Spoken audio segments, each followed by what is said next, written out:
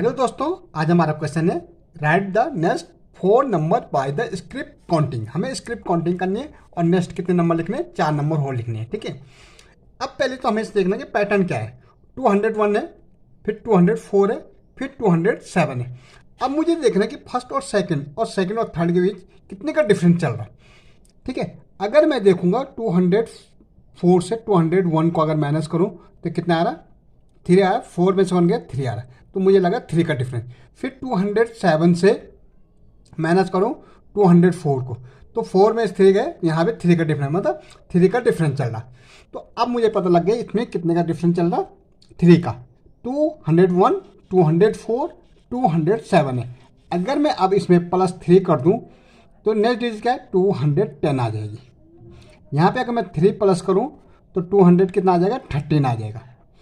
अगर मैं यहाँ 3 प्लस और कर दूँ तो 200 कितना आ जाएगा, 16 आएगा। और यहाँ अगर प्लस करूँ 3 तो कितना है, 219। ठीक है, तो इस ढंग से हमें पता लग गया कि हमारा कितने का, 3 का, 3 का क्या करें, डिफरेंस चल रहा है। अब नेक्स्ट हम देखेंगे हमारे पास क्या है, 301 है, फिर 305 है। अब देखो 305 से माइनस करो 301 को, तो हमारा आ जाएगा कितना, 5 में से 1 गए 4, तो 304 आ रहा।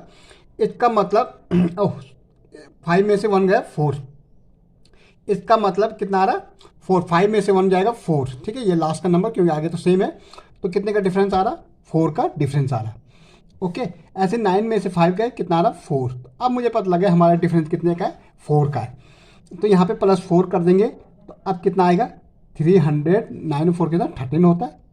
अब यहाँ अगर मैं 4 प्लस कर दूँ तो 13 में से 4 प्लस करेंगे तो 317 हो जाएगा। +4 कर दूँ तो 321 हो जाएगा, और उसमें 4 प्लस करूँ तो 325।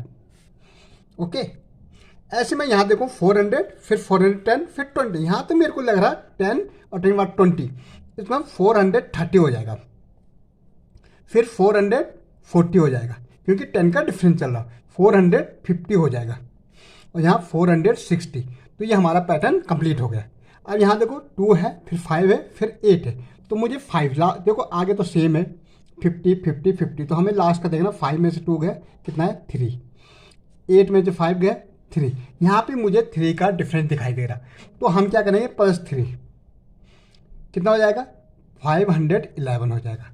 यहाँ +3 कर दो, कितना हो जाएगा, 514 हो जाएगा, और +3 कर दो 517 हो जाएगा, और 520 हो जाएगा, क्योंकि यहाँ कितने का डिफरेंस चल रहा, 3 का डिफरेंस चल रहा।